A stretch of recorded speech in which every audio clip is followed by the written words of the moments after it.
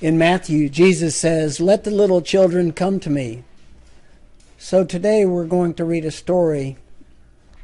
He's here. Everything was ready. The moment God had been waiting for was here at last. God was coming to help his people, just as he promised in the beginning. But how would he come? What would he be like? What would he do? Mountains would have bowed down, seas would have roared, trees would have clapped their hands.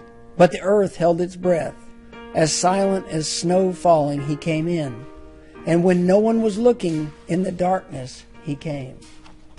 There was a young girl who was engaged to a man named Joseph. Joseph was the great-great-great-grandson of King David. One morning, this little girl was minding her own business when suddenly a great warrior of light appeared right there in her bedroom. He was Gabriel, and he was an angel, a special messenger from heaven.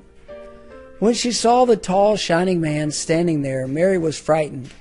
"You don't need to be scared," Gabriel said. "God is very happy with you." Mary looked around to see if perhaps he was talking to someone else.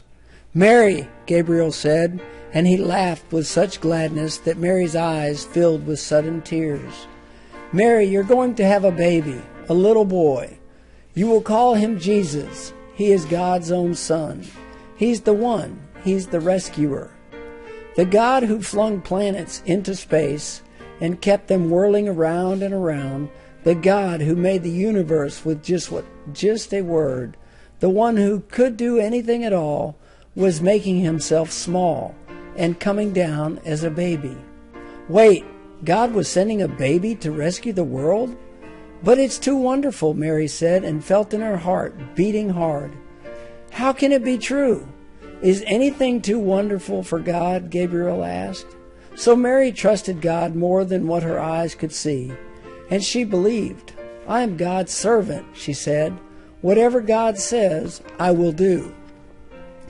Sure enough, it was just as the angel had said. 9 months later, Mary was almost ready to have her baby. Now, Mary and Joseph had to take a trip to Bethlehem, the town King David was from. But when they reached the little town, they found every room was full, every bed was taken. "Go away," the innkeepers told them. "There isn't any place for you." Where would they stay? Soon Mary's baby would come. They couldn't find anywhere except an old, tumbled-down stable. And there, in the stable, amongst the chickens and the donkeys and the cows, in the quiet of the night, God gave the world his wonderful gift. The baby that would change the world was born, his baby son. Mary and Joseph wrapped him up to keep him warm. They made a soft bed of straw and used the animal's feeding trough as his cradle. And they gazed in wonder at God's great gift, wrapped in swaddling clothes and lying in a manger. Mary and Joseph named him Jesus, Emmanuel, which means God has come to live with us, because, of course, he had.